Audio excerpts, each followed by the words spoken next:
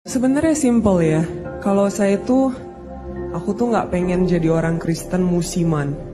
Orang Kristen musiman itu datang atau jadi Kristen lagi pada saat lagi hari Natal, pada saat hari Minggu. Tapi konsisten untuk be obedient.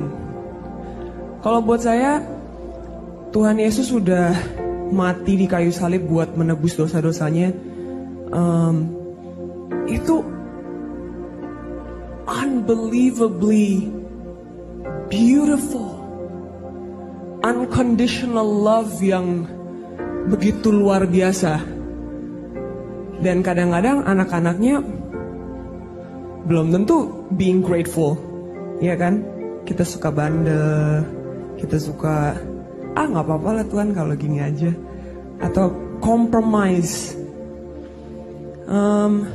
Sementara dia mati di kayu salib itu udah show us betapa besarnya unconditional love-nya dia.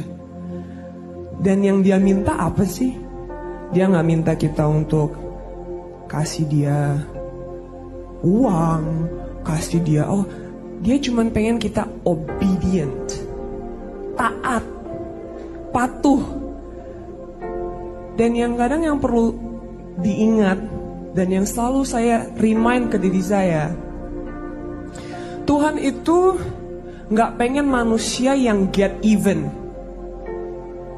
Kita balas dendam, atau kalau diomongin orang ya gak apa-apa gue ngomongin balik. Kalau orang jahat ya gak apa-apa gue jahatin. Tuhan gak pengen kita get even. Karena itu tugasnya Tuhan. Ukuran yang dipakai sama kita untuk ngejudge orang lain ntar akan dipakai sama Tuhan. Ukuran yang sama itu akan dipakai sama Tuhan untuk ngejudge kita. Dan makanya kenapa saya takut banget kalau ada orang yang ngomongin, ada orang yang jahatin. Saya takut banget bales. Karena bukan takut sama manusianya, takut sama papinya, takut sama daddy-nya, takut sama my father. Ketaatan kita itu gak boleh conditional. Jadi bukan pada saat kita mood baru taat. Pada saat kita lagi moodnya bagus, pada saat kita lagi gak ada masalah baru taat. Tapi taatnya itu konsisten. Dan saya ingat banget, waktu itu pendeta saya, Jeffrey Rahmat, waktu itu kalau nggak salah saya umurnya, oh my god, I totally forgot. I think I was 15 years old, sekitar umur 15 tahun. Dan dia bilang, kamu harus jadi the Bible that people see through you. Itu saya inget banget sampai sekarang. Dan kalau ditanya sama orang, who's your biggest inspiration? Saya selalu bilangnya Tuhan Yesus. Saya selalu bilangnya gitu. My biggest inspiration. Karena saya ingat pada saat saya umur segitu, pendeta saya bilang, you have to be the Bible that people read through you. Supaya kalau ada orang-orang yang belum percaya, yang gak tahu, yang belum mengenal Tuhan Yesus itu siapa sih? I hope that people get to know Jesus' love through me. Makanya kenapa saya suka promote masalah love, saya suka promote masalah forgiveness. Dan itu semua nggak conditional. Nggak, kalau lu maafin gue baru maafin lo. No. Karena tanggung jawab kita kan sama Tuhan langsung.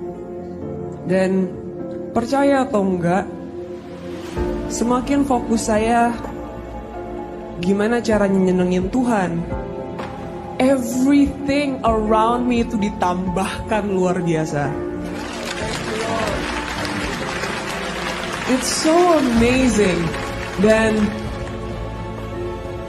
Saya yakin bahwa pada saat kita melakukan hal-hal yang ordinary, Tuhan yang akan tambahkan ekstranya supaya ordinary itu menjadi extraordinary.